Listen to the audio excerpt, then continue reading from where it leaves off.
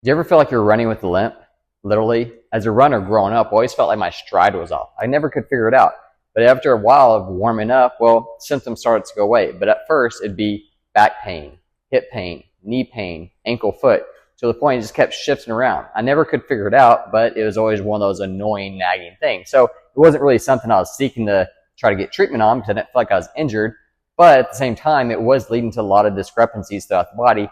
And I knew it was affecting my run, whether it was the strength as far as push off, the intensity, how fast I could run, how far, everything. But again, every once in a while, I'd warm up to the point where, it was gone and kept going. Now I know better. When you look at your hand dominant pattern and understand how the pelvis and hips works, we have this offset pattern where between the iliac and your sacrum, your SI joints, things shift. So that's what's causing it, because then you have a counter shift in each hip.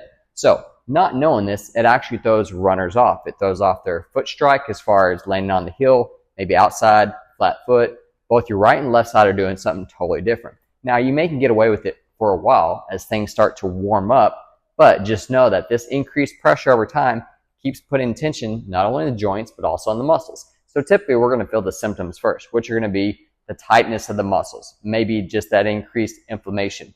Over a period of time, though, it's going to be wear and tear on your joints. So if you want to understand the body and understand the mechanics, how it works, you can save a lot when it comes to not only your money, but also your time and your ability to keep running or staying active by just learning the mobility of the body.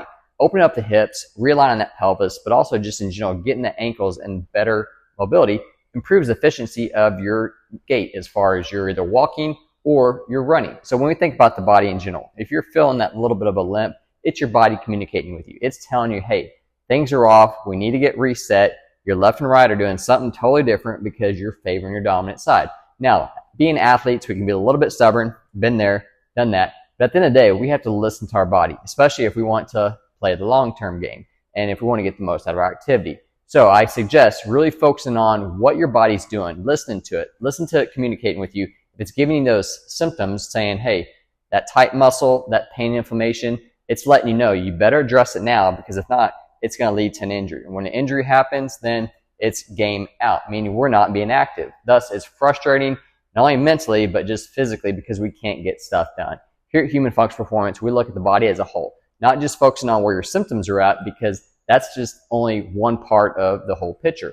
We understand the mechanics of how the body works, how the body moves, but in general, being a runner, we want to keep you in the game, running forward, not sitting behind.